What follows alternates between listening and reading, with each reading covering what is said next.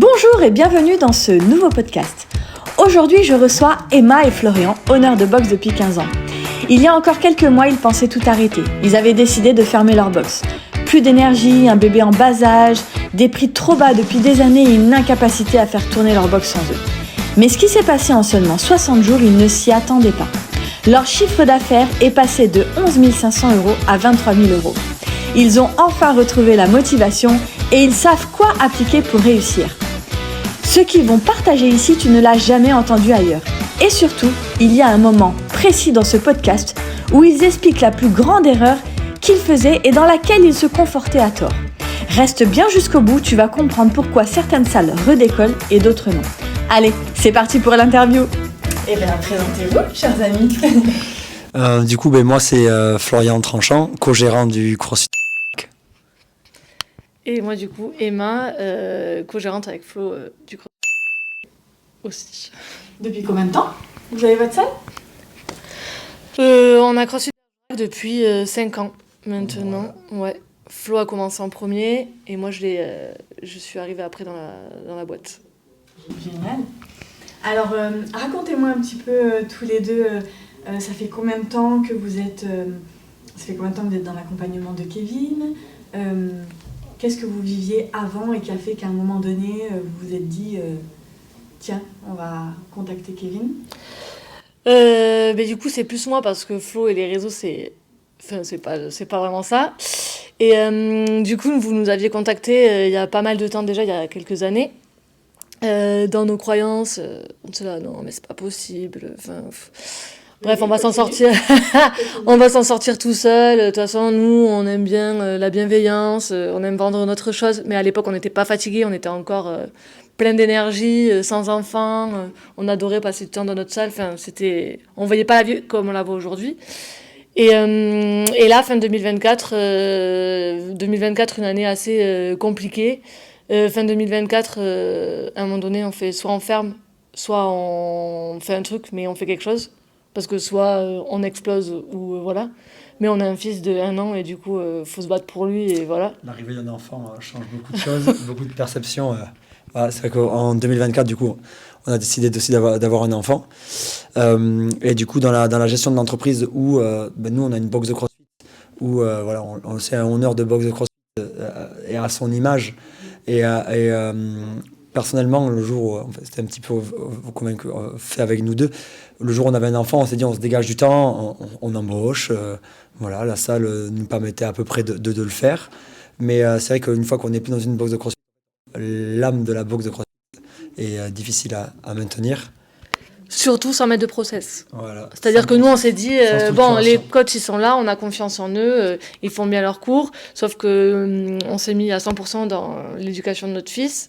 On a voulu profiter de la première année ensemble. Flo, pour gagner des sous, parce que moi, je me versais un salaire avec la salle, mais pas Flo. Je me suis toujours versé, par contre, un bon salaire avec la salle, mais pas Flo. Donc, Flo faisait du coaching perso à côté. Donc, en fait, et moi, j'ai plus mis le nez dans les comptes, j'ai plus... Zéro prospection, les coachs, on s'est dit, ils vont pouvoir faire venir les clients et tout. Au final, à la fin, on s'est rendu compte que même si les clients venaient en cours, les coachs, 3 cours enchaînés, ils peuvent pas vendre l'abonnement aux clients.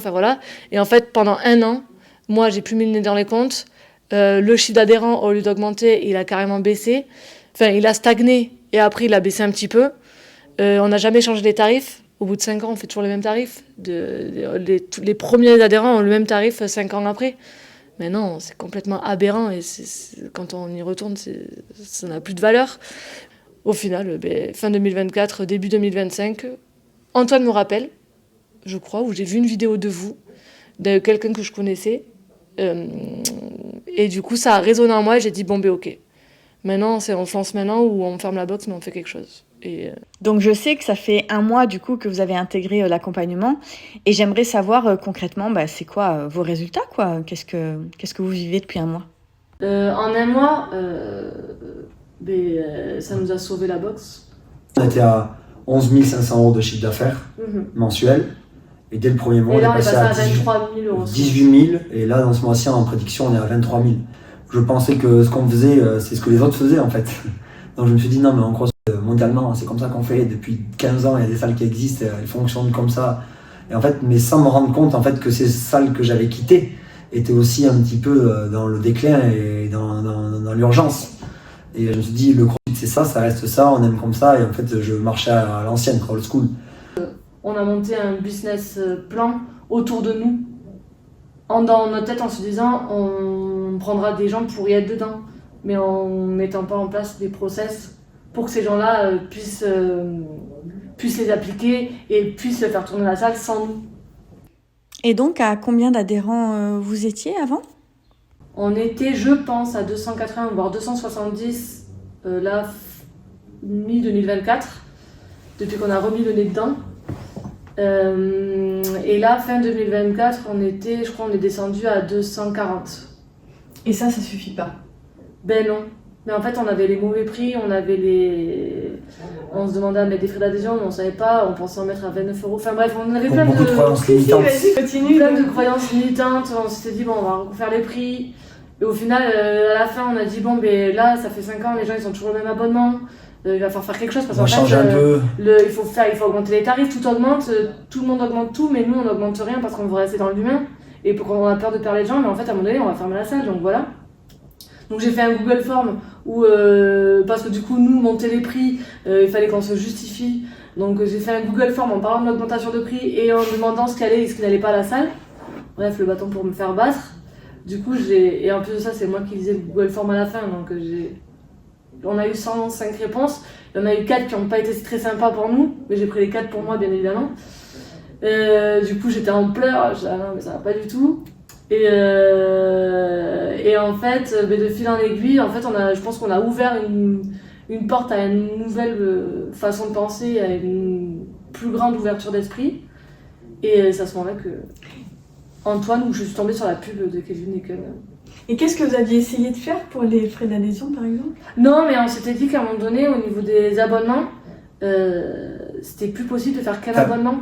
On copiait un peu sur ce qu'on voyait autour. Qu'on avait vécu depuis ce qui se fait depuis 15 ans. Ouais, et on pensait, nous, les frais d'adhésion, mais comment on les justifie. Alors, parce que du coup, si on les met à tel prix, mais qu'un jour on va faire une offre sans toucher à l'abonnement, mais peut-être qu'on les met à 60 €, si on fait une offre à moins 50%, ils seront à 30 €. Mais pour se justifier, on disait qu'il fallait faire un coaching en mode on fait une séance de fondation pour justifier de ces frais-là parce qu'on n'arrivait pas à se justifier là-dessus. Enfin bref, on était on n'avait pas de structuration, surtout le problème c'est qu'en fait on avait plein d'idées et en fait à chaque fois qu'on mettait une idée en place qu'on pensait bonne, au bout de 1-2 mois on s'apercevait qu'en fait c'était pas bon, il fallait tout changer, c'était pas structuré et surtout... En fait c'est qu'on laissait même pas germer cette idée dans la tête. Non. Et on vraiment, toujours dans l'agissement. On était toujours dans la justification. Pourquoi on mettait frais d'adhésion ? Toi, les frais d'adhésion, au départ, frais d'adhésion pour frais d'adhésion, t'en voulais pas. Moi, j'en voulais plus vraiment d'en parler. Il fallait faire une fondation, il fallait faire un coaching perso à côté pour le justifier, en fait, de tout ça. Sauf qu'au jour d'aujourd'hui, on se rend compte que c'est une énorme bêtise. Enfin, ça n'a pas lieu d'être parce qu'en fait, c'est perdre du temps qu'on n'a pas déjà pour s'épuiser, se fatiguer et au final, faire tomber quelque chose qui nous sert à rien, quoi. C'est ça. J'avais plein de modes de croyances. Enfin, moi, personnellement, j'avais plein de croyances limitantes, en fait, qui étaient tenues par la passion du travail, en fait. Et j'avais beaucoup de mal à voir, en fait, l'étendue, en fait, d'une gestion d'une entreprise pour pouvoir continuer à transmettre ce que j'avais de transmettre sans s'épuiser. Mais parce que du coup, tu vois les gens, genre, si toi, ils te donnent 40 €, comme on te donne 50 € pour ton coaching perso, si les gens te donnent 40 €, t'as l'impression que tu leur dois 1 heure de ton temps. Bien sûr. C'est un peu ça. J'ai jamais réussi en fait à moi-même en fait réussir à mettre un prix par rapport à ma façon de travailler ou aussi à l'expérience que j'avais. Parce que une personne dans une entreprise normale, au fur et à mesure où elle a gravi de l'expérience, c'est normal qu'elle puisse demander une augmentation. Ce qui est logique parce que ça va faire grandir l'entreprise et elle va pouvoir nourrir de son expérience des personnes qui arrivent dans l'entreprise. Et en fait, pour moi, c'est le bienfait d'une société, la transmission. Sauf que moi, j'ai jamais réussi à transmettre un tarif à ce qu'on donnait. Et j'ai toujours eu l'impression de me dire, d'avoir ce syndrome-là, de voler les gens. Ce qui est totalement bête parce qu'en fait, on leur apporte beaucoup. Et le fait que du coup, aujourd'hui, on travaille avec Kevin, c'est qu'en fait, il nous refait s'asseoir sur ce qu'on donne vraiment aux gens et il nous remet conscience surtout du produit qu'on peut leur donner Et en fait, moi... Mais c'est surtout que de voir en mode qualité et pas quantité. Et c'est pas parce qu'on a plein de gens qui payent pas très cher qu'on se dit, mais en fait, si on met les prix, il n'y aura plus personne qui vont venir chez nous. Et en fait, je pense que le premier mois là qu'on travaille, on se rend compte que non. En fait, les gens, s'ils veulent vraiment investir dans leur truc et qu'on croit en ce qu'on fait, et si on le fait de bonnes façons, avec des process, des scripts à suivre, qu'au départ, on n'est pas forcément envie de les suivre, on se dit, mais non, c'est nul, et en plus, c'est même pas naturel de chez nous de le faire. Et au final, au bout d'un moment, on se rend compte que oui, en fait, si on suit le script, ça peut s'envoler comme ça en claquant des doigts, quoi. Ouais. Nous, on est des gens hors... on déteste les règles, on déteste tout ça, et comment on peut s'imposer des règles et des scripts alors que nous-mêmes... Enfin, comment on peut les créer alors que nous-mêmes, on déteste les faire? Impossible. Donc du coup, c'est quelqu'un, vous, qui nous les mettez en place, et du coup, ouais, carrément. Chacun a son métier, chacun a... En fait, moi, ce qui me fait du bien, c'est que je me suis dit, je suis arrivé là aujourd'hui où j'en suis, parce qu'on m'a appris des choses. Et aujourd'hui, je suis en train de retransmettre quelque chose que je n'ai jamais appris. Et ça fait du bien de revoir, en fait, on va dire, un entraîneur qui va nous mettre une programmation où on dit, avec cette programmation-là, ne t'inquiète pas, tu peux être champion du monde. Moi, j'étais sportif de haut niveau, comme mon entraîneur, j'avais totalement confiance en lui. Il m'a dit un jour, tu vas être champion du monde, il faut faire ça. Tu es OK avec ça? Je sais pas, on va tester. Et dès les premiers mois, j'ai vu mes chronos augmenter. Je dis, mais OK, je me pose plus de questions, qu'est-ce que je fais demain? Il faut faire quoi demain? J'avais même envie de lui dire, bon, mais j'avais bien de doubler mes entraînements. Et puis il me disait doucement, il n'y avait pas de souci, ça va marcher, il faut aller doucement. Il faut tenir 5 ans, enfin bref, des objectifs. Et en se lançant dans ce métier, en fait... Et t'as fini? Vice-champion du monde. Mon objectif était champion du monde. J'ai fini vice-champion du monde. Et pour moi, en fait, c'était l'aboutissement d'un objectif. C'était même plus une passion, c'est devenu le goût de... Je sais que je peux réussir par mes efforts, mais en fait, je me suis rendu compte que quand j'ai ouvert ma box de CrossFit, j'ai jamais eu d'entraîneur en gros, de business. Mais parce qu'on vient en passer. Ouais, et moi je m'étais dit... cette box de CrossFit, les gens s'inscrivaient sur un cahier, et au final, on n'a jamais... On a vécu le début du CrossFit où c'était vraiment, on avait un cahier, et les gens appelaient, on raturait, enfin, il n'y avait pas encore de revendeur, trop de matériel, c'était le tout début. Il n'y avait pas d'application de gestionnaire. Et la vie n'était pas aussi chère qu'elle est aujourd'hui. Ouais. Et du coup, maintenant, il faut qu'on mette tout ça en place. On s'est resté dans cette bulle, dans notre CrossFit qu'on vivait avant, sauf que la société elle a changé. Et ça, nous, on a mis du temps à le remarquer. Et même ce que les gens recherchent, en fait, on est devenu avec... on leur donnait plus ce qu'ils recherchaient. Et surtout, on a grandi quand même, il faut le dire, on a quand même bien grandi. Et on n'a pas vu arriver, en fait, on n'a pas réussi à anticiper ce que pouvait se passer dans une entreprise. Et on n'a pas réussi à anticiper aussi les erreurs qu'on pouvait faire. Et aujourd'hui, nous, ce qu'on a retrouvé à peine un mois avec vous, avec Kevin, c'est que en fait, on a retrouvé une stabilité, et surtout moi, j'ai retrouvé une programmation. C'est comme je me disais, j'arrive, comme les gens ils viennent au CrossFit, c'est marqué au tableau. Aujourd'hui, on fait cet échauffement-là, on fait ce travail technique, ce renforcement, et puis après, on passe sur ce circuit. Là, aujourd'hui, tout est cadré. J'arrive le matin, je sais ce que j'ai à faire. Voilà, même si c'en est que le début, et on voit les résultats déjà avec le petit effort, on voit le gros résultat même. Donc on se dit, ça donne envie de progresser et en fait de s'organiser vers ce qui est important aujourd'hui, vers nos objectifs. Il faut lâcher prise, et si on fait le travail et faire confiance au processus. Ce qu'on demande, en fait, on demande aux gens de faire confiance au processus, au cross. Mais du coup, il faut maintenant le remettre sur nous en mode commercial, et parce que c'est bien beau d'être coach, c'est bien beau d'aimer sa passion. Mais si à un moment donné, ça s'arrête là et qu'on est obligé de fermer la salle parce que rien que ça ne suffit pas. En gros, on perd tout ce qu'on a construit. Donc il y a un facteur, nous, c'est arrivé au bout de 3 ans. On dit la passion ne dure que 3 ans. Mais en fait, nous, on l'a vraiment vu. Au bout de 3 ans, en fait, nous, on a un épuisement à tant de données. Et il suffit que nous, on baisse en pourcentage de passion, en fait, on va dire d'investissement. Mais le pourcentage, on le voit directement dans les comptes. Sauf qu'on ne peut pas tenir 10 ans comme ça. Et il y a d'autres pieds de levier, en fait, que moi, je ne croyais pas, qu'on ne connaissait pas, et qu'on nous a permis aujourd'hui de nous transcrire. Et en fait, on voit qu'avec des choses simples qu'on connaissait, mais qu'on n'appliquait pas juste parce que on ne sait pas pourquoi, et bien en fait, ça marche. Et on a juste besoin de se conforter dans...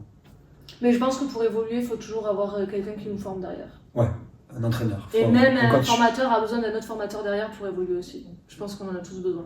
Et on arrive à un point où on a donné tout ce qu'on avait à donner, et on avait besoin Mais je pense de qu'il faut arrêter d'investir dans des choses futiles, mais vraiment dans des choses qui nous permettent d'évoluer au niveau mental, et dépasser d'autres... Si on ne travaille pas son mental et son mindset, ça s'arrête. Et vous, votre formation, ça fait travailler aussi le mental et notre façon de voir les choses et de voir plus grand, parce qu'on voit toujours petit, mais c'est la société d'aujourd'hui qui fait que... Moi, mes parents ont toujours été salariés, sa maman, pareil. Ouais. C'est hyper réducteur, quoi. Moi, je le remercie aujourd'hui à Emma parce que du coup, j'ai toujours eu peur d'investir. Et là, on le redit, ça fait que moi qu'on travaille avec vous. On a investi, moi, de là où je viens, une somme qui est totalement justifiée au final, mais qui au départ me fait poser beaucoup de questions. Et aujourd'hui, je vois qu'en un mois, déjà, on l'a remboursé et que du coup, un jour, on aura peut-être de le payer ou alors de monter encore plus haut et qu'on est formé surtout. Au final, la formation avec vous, c'est qu'on se conforte dans des choses, on est formé et surtout après, moi, ce que je dis à mes adhérents, c'est là où moi je match avec votre façon de travailler, c'est qu'un jour, moi je dis je vais vous rendre autonome.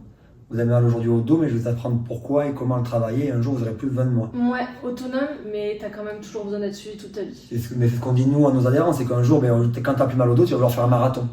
Puis quand tu auras fait ton marathon, tu vas faire un ultra-trail. Et puis un jour, tu voudras faire autre chose, même monter dans l'entreprise, et tu partiras vers un autre coach, plus vers nous, mais tu partiras même dans une autre dimension. Et le plus important, c'est cette surélévation qui fait du bien et qui permet de voir en fait déjà plus loin. Dès le début, en fait, on arrive à en faire avec des anciens objectifs, des anciens rêves, où on se dit on s'était tassé dedans, où il s'était un peu éloigné. Et aujourd'hui, moi, je sais que je suis plus enclin à peine un mois de me dire ah ouais, je peux me remettre à penser à ce petit rêve-là qui reste dans un coin de ma tête, qui était assez loin, aujourd'hui, il commence à se rapprocher. Et vous faisiez quoi avant en termes de com sur les réseaux, par exemple ? Je faisais beaucoup de stories, je taguais les gens dedans, mais bon, ça a limite temps, parce que du coup, avec mon fils, je suis plus autant à la salle que je ne l'étais. Donc du coup, j'en fais plus. Des événements, des compétitions.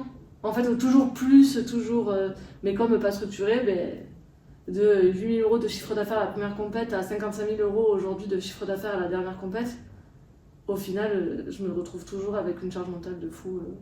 Et pas d'argent à la fin du mois. Et pas d'argent à la fin du mois, alors qu'on gagne... on gagne plus, mais on ne sait pas où. Donc, une com... ouais.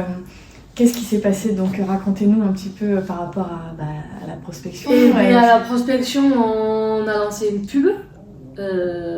Et du coup, qui nous a ramené énormément de prospects d'un coup. Je pense qu'en une semaine, on était à... je crois qu'on avait 150 prospects. Des rendez-vous à tout va, avec Flo. Et... Ouais.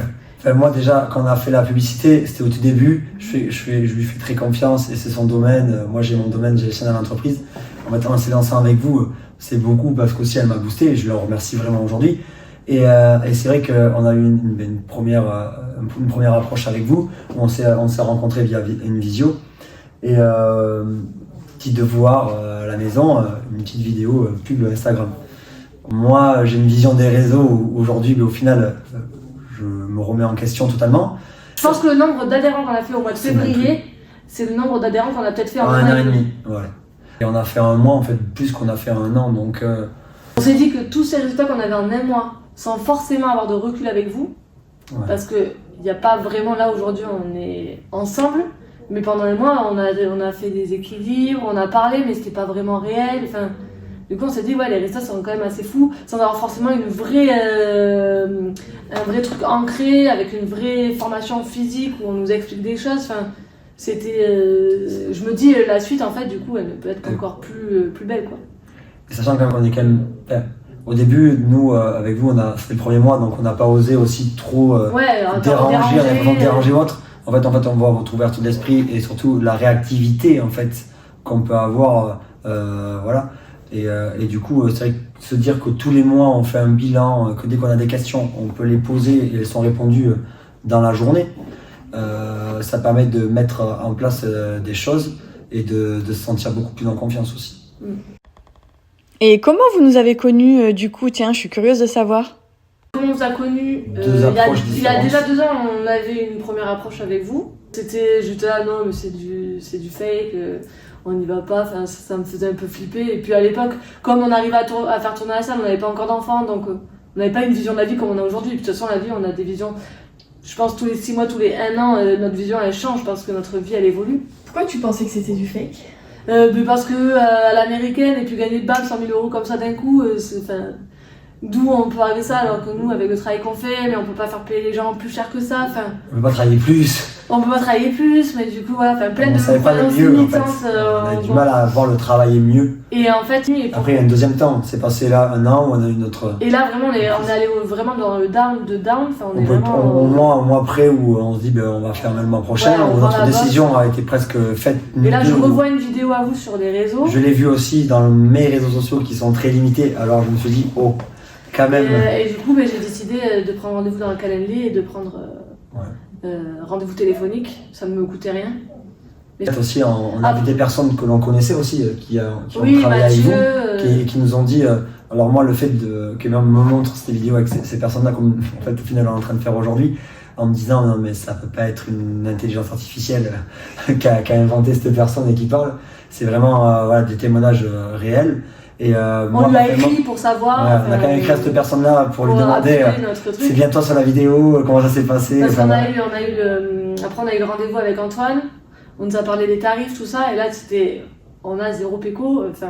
On a même fait demander un prêt trésor pour pouvoir. Pour essayer de le faire. Et essayer de le faire parce que du coup on est vraiment en mode. C'est pas foufou quoi. Et du coup, on s'est dit. Au final, au bout de 15 jours, au bout de quoi, 20 jours? Non, même pas une semaine, on a dit à Kevin, c'est bon, on se lance, on n'a rien à perdre. Ouais, mais au bout de 15 jours, on a commencé avec vous, on s'est dit, on a déjà pratiquement remboursé. Le mois. Le mois, quoi. Donc on s'est dit, non, mais et encore, c'est que le début. Moi, je suis pas un vendeur né, j'ai que des progrès à faire, donc de suite, on a été soulagés très vite. Moi, ça m'a mis 1 semaine à partir du moment où la vidéo est arrivée sur les réseaux, où vraiment vous avez fait le package de votre travail de départ. Et c'est que le travail de départ, c'est là où on voit le rendez-vous d'aujourd'hui, ou vers là où on peut aller. Et c'est hyper motivant. Moi, ça me remotive vraiment. C'est de se dire, au bout de 15 jours, on se dit, ouais, on a fait le bon choix. Moi qui croyais pas du tout, même quand on s'est lancé, je dis, de toute façon, on n'a plus rien à perdre. Donc, allons-y. Pourquoi tu croyais pas du tout? Parce que moi là-bas j'ai une relation en fait où j'ai pas du tout été formé en fait en tant que chef d'entreprise. J'ai eu une entreprise parce que je voulais faire ce que j'aime, et en faisant ce que j'aime j'ai dû monter une entreprise. Donc voilà. Et en gros, j'ai pas eu cette formation en fait de visibilité, de conscientiser vraiment de ce qu'était une entreprise. Voilà. J'ai monté une SAS, on a une SAS tous les deux. Mais à la bête, je sais que c'est 3 lettres et je ne sais pas ce que ça veut vraiment dire. Donc, et arrivé le moment où en fait. Non, et puis même toi, t'étais coach et puis c'est tout. Ouais, j'étais coach. Et t'as monté ton truc en tant que coach dès le départ. Ouais. Moi, ça marchait parce que. Si moi j'étais pas là, moi j'ai travaillé bénévolement pendant 1 an avec toi parce que tu faisais que tes cours et tu te concentrais. Tout à fait. Tout à fait, je me concentrais dessus, ça marchait. Je fidélisais la clientèle, j'adorais ce que je faisais. Puis ce que je faisais, j'y croyais. Puis les gens, en fait, ça marchait. En fait, tout le monde, il y avait un équilibre en ça. Mais en fait, est venu en fait le déséquilibre d'une gestion d'entreprise. Où là, en gros, moi, je n'étais pas du tout qualifié. Et m'a été là, j'ai fait un petit peu l'autruche, en fait. Et en fait, je pensais que ça allait pas marcher parce que pour moi, on a mis les bonnes choses en place. Je pensais que ce qu'on faisait, c'est ce que les autres faisaient, en fait. Donc je me suis dit non mais en CrossFit mondialement c'est comme ça qu'on fait depuis 15 ans, il y a des salles qui existent, elles fonctionnent comme ça. Et en fait, mais sans me rendre compte en fait que ces salles que j'avais quittées étaient aussi un petit peu dans le déclin et dans l'urgence. Et je me suis dit le CrossFit c'est ça reste ça, on aime comme ça, et en fait je marchais à l'ancienne, old school. Sauf que voilà, la société d'aujourd'hui, même si on est bien dans le boîte de CrossFit, tout ce qu'il y a autour, ça change. Et c'était quoi tes peurs par rapport à Kevin, à la formation? Mes peurs personnelles, en fait, c'est que déjà, je ne savais pas comment on pouvait être plus bas. Et je me dis, mais comment on va faire en fait, pour financer quelque chose d'autre? Même si ça nous apporte quelque chose, comment déjà on va réussir à rembourser en fait, un petit peu le coût qui est maintenant justifié de cette formation? Et ma crainte en fait, de devoir travailler encore plus sur sur un corps épuisé en fait. Je dis mais s'il faut que je fasse ça, avec tout ce que je fais, comment je dois faire quelque chose en plus, et puis on n'a pas l'argent, et comment on va faire pour l'avoir, et si ça marche pas. Et en fait, c'est un cercle vicieux qui se crée, ou qu'on s'est créé nous-mêmes. Même si nous, on l'apprend aux personnes, voilà, le cordonnier le plus mal chaussé, hein. Et en fait, là, j'arrivais pas à voir le cercle vertueux qui allait se créer, en fait, grâce à la formation d'Eken. Et aujourd'hui, ben, en fait, la roue tourne dans l'autre sens.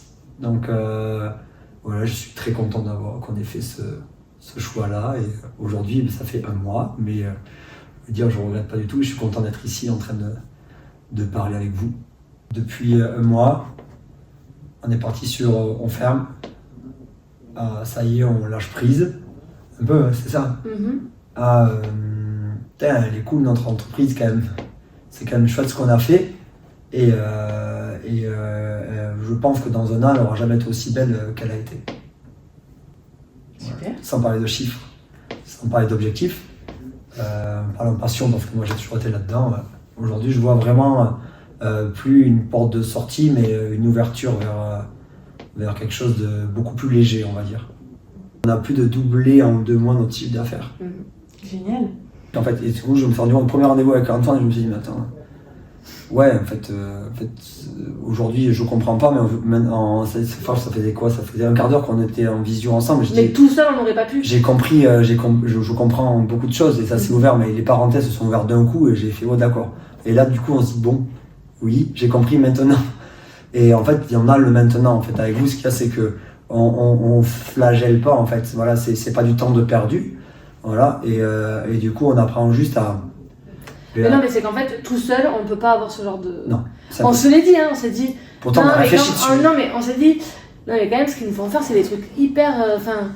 Tout le monde peut le faire. Tout le monde peut le faire, mais non. En fait, non. On se dit, putain, mais. Ils ont créé un truc qui nous paraît tellement logique, mais ça a dû être tellement une réflexion de fou derrière tout ça. Et elle nous prémâche le travail d'un. Ouais, tout seul. On a l'impression que tout seul on pourrait y arriver, mais en prenant du recul, non, impossible. C'est impossible. Parce que dans notre vie de tous les jours, on n'a pas le temps pour faire à droite, à gauche. On peut pas tout faire, c'est impossible. Et je pense qu'il faut tout le temps être formé et investir dans de la formation, pour un entrepreneur, c'est essentiel. On fait pas ça et on n'investit pas. Et je pense que c'est de l'investissement, mais sur la vie entière, pour tout entrepreneur que ce soit. Si à un moment donné, on arrête de se former parce qu'on se dit qu'on a l'entreprise, qu'on n'a plus besoin de se former, parce qu'on n'a plus besoin d'évoluer, voilà. Je pense que c'est une énorme connerie parce qu'à un moment donné, même si ça peut durer des années, parce que nous, ça a duré 5 ans avant qu'on se casse vraiment la figure. Mais je pense que le moment où on dit ouais, c'est bon, maintenant on sait, on n'a plus besoin, je pense que c'est le moment où on commence à chuter. Voilà. Même sans le voir. Et moi, ce que j'aime bien dans la façon de travailler, en fait, c'est un petit peu dans ma façon de travailler, moi, du coup, en coaching ou dans mes idéaux. C'est qu'en fait, voilà, on a une boîte à outils et vous nous mettez pas beaucoup d'outils d'un coup pour nous surcharger de travail et qu'on soit perdu. Et là, je me retrouve en lui dans la façon de ce que je pouvais ressentir avant et je le reconnais en tant que genre l'entraîneur que j'ai plus depuis 5 ans, depuis que j'ai ma salle de CrossFit en fait. C'est pas scolaire. Non. Moi, j'aime pas le côté scolaire. Moi, j'aime le côté rock'n'roll. Et en fait, c'est de l'expérience qu'on apprend le plus. Et quand il m'a dit ça fait 28 ans que j'ai fait ça et je me suis pété les dents il y a 28 ans, mais moi, ça me donne confiance parce que je sais par où il est passé et du coup, il n'y a que l'expérience qui prime, quoi. Je sais pas si ça s'explique après. Hein. Soit en match, c'est comme nous, des fois, moi je reçois quelqu'un, je dis, soit tu matches avec l'ambiance qu'on met dans la salle, soit tu la matches pas, mais dans tous les cas, les personnes qui viennent, ils vont surélever notre travail. Donc après, tu as le droit de pas aimer, tu as le droit d'aimer. Moi, je sais que. J'en connais pas même de honneur de boxe qui en fait, on est totalement là-dedans, il est dans l'esprit, et puis dans l'esprit combatif. Nous, on veut faire un mouvement, on n'y arrive pas, on va pas lâcher, quoi. Et lui, là-dedans, il va toujours nous trouver une solution, un petit skill, un petit tips, voilà, où il va nous mettre une petite phrase ou un petit mot qui va nous faire comprendre, il va s'adapter à nous, c'est tout l'adaptation. Il s'adapte à nous, il s'adapte à comment il parle, il reformule ses phrases, on n'a pas compris. Il réfléchit 5 secondes, il nous dit attends, je réfléchis, puis il reprend, et puis là, ah ouais, il a dit la même chose, mais avec des mots qui m'ont plus touché, là je commence à comprendre. Et après au final, ça va tout seul, en fait, j'ai envie de dire.